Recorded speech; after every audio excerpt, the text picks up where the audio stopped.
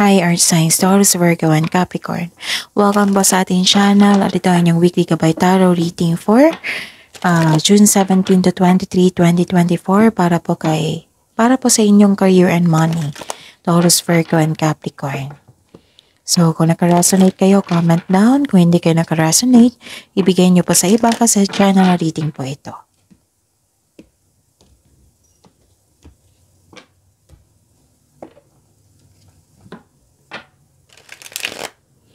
Gamitin ang reading na ito bilang gabay lamang. Please like, subscribe, and click bell button for notification para updated po kayo sa daily tarot reading natin. Maraming salamat po.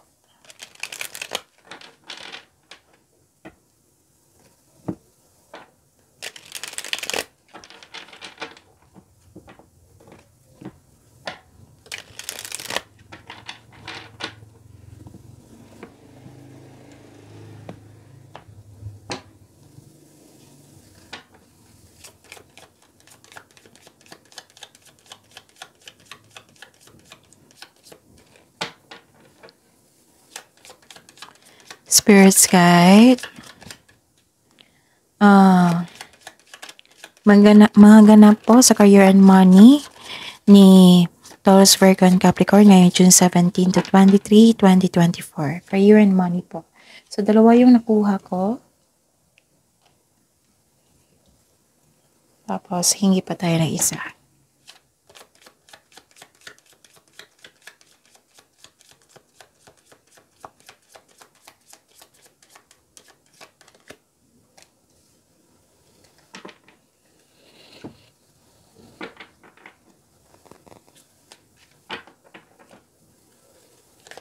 Spirits guide.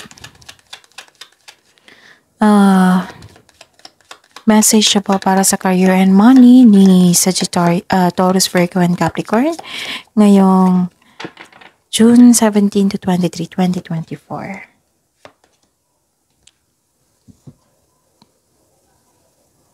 Okay, Taurus, Virgo, and Capricorn ngayong week nito, June 17, 2024. May nakita ko ditong cut off of communication. Pwede din na hindi kayo naging buuan. The other day pa to, Taurus, Virgo, and Capricorn. Maaring sa kasamahan nyo ito. Kung may naulit yan kailangan niya ng atensyon, solusyon at aksyon. So, may cut off of communication dito. Pwede nang nag-harvest kayo ngayon. Tapos mag-ingat kayo sa sharp edges, baka masugatan kayo.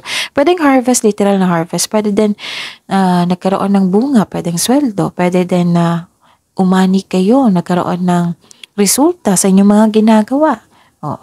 Nakita ko dito yung yung naka-receive kayo ng blessings. Clarity, healing din, hope and healing.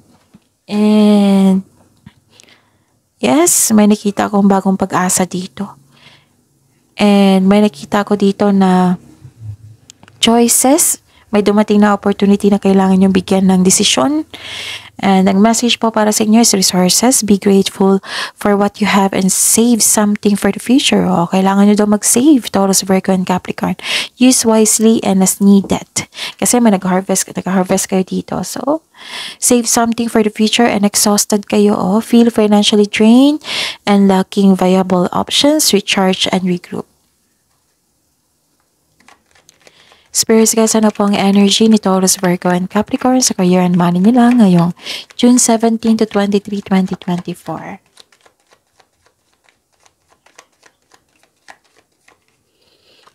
And the clarification po.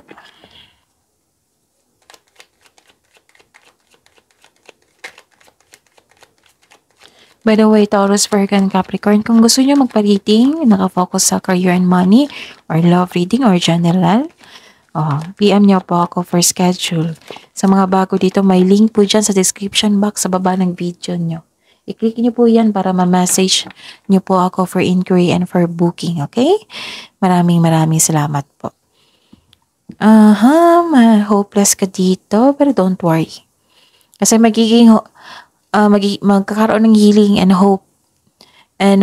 Kasi nagkaroon ng magandang pagbubunga, which is lumabas naman dito yung, so 4 na card nagsabi dito na may, if ever, what I meant is, nung nakaraang araw, nagkaroon kayo ng hopeless, deception, wala nang pag-asa. Ngayon, binigyan kayo ng pag-asa, which is a blessing. Nagkaroon ng magandang bunga po. So,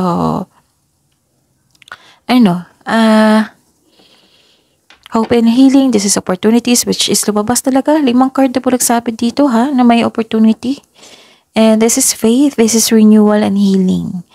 And, yun, huwag kayong mag-doubt, huwag kayong mag-self-pity, kung pwede po. Bumalik naman yun. Kung nagkaroon ng lack of self-confidence dito, huwag kayong mag-alala. Basta willingness lang po. Willing lang kayong mag-move forward. May magaganap po na pagbabago, which is magandang pagbubunga. Inspiration is on the way, so don't give up. Magkakaroon po ng healing. So, the advice is be inspired, dreams to come true. And may nakita talaga ako ditong ilang beses lumabas dito busy kayo, nagkaroon ng creativity, kasi nga may ideas kayong naisip, marami kayong gustong gawin. Kasi maraming dumating na blessings or ideas. Nakikita ko rin dito yung growth and expansion. May nakita ko mother figure dito. Pwede din siya yung tumulong sa inyo. Nagbigay ng tulong, nagbigay ng support. And yes, may nakita ko ditong happiness, success, development. And may parating na makaka-receive ka ng malaking pera or unexpected job opportunity. So the advice is you will need to be patient po. Huwag kang mag-alala, darating po iyan. So remember to practice self-love. You can bring divine love into your spiritual practice. And yes, may abundance and success dito. Be happy with the results of your actions. Possible blessings na ma-receive ni Taurus, Virgo, and Capricorn. Taurus, Virgo, and Capricorn for this week sa career and money nila ngayon June 17 to 23, 2024. Possible blessings. I believe na nanghina kayo the other week or the other day. At ngayon, bumalik na yung kumpiyansa nyo, bumalik na yung confidence nyo. You're taking an action na. You are full of inspiration po, Taurus, Virgo, and Capricorn. Pero pagod kayo, no? Wala kayong time mag-celebrate. Pwede din na-drain kayo sa kaka-celebrate. Nasa dalawa.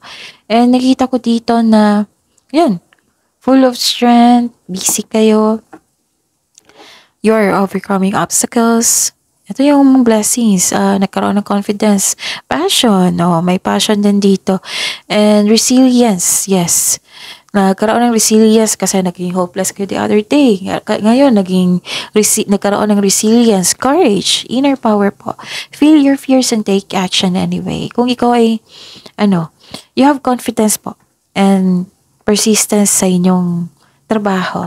You are eager to achieve a successful outcome sa work mo. And the advice is, wag lang kayong mag-give up. And don't doubt your strength. And sa sobrang busy nyo dito, wala na kayong panahon sa pag-celebrate. Kasi may celebration dito, may tagumpay. Kaya lang, wala kayong time or hindi nyo bet or hindi nyo feel mag-celebrate. So, importante talaga mag-celebrate po. Kasi ang magandang energy to. Tapos, bigay kayo ng acknowledgement sa blessings na bigay ng universe sa inyo. Kasi this is flow of positive opportunities po. Kung i-celebrate na ito, mag-invite pa ito ng papasok na parating na blessings. Okay, you deserve to celebrate your success, Taurus, Virgo, and Capricorn. Spirits guide. Challenges po na ma-overcome ni Taurus, Virgo, and Capricorn sa career and money nila ngayong June 17 to 23, 2024.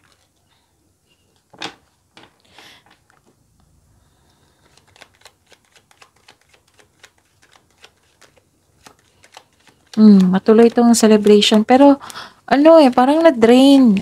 Like, for example, mahilig kayo sa alak. Parang na-drain yung energy nyo.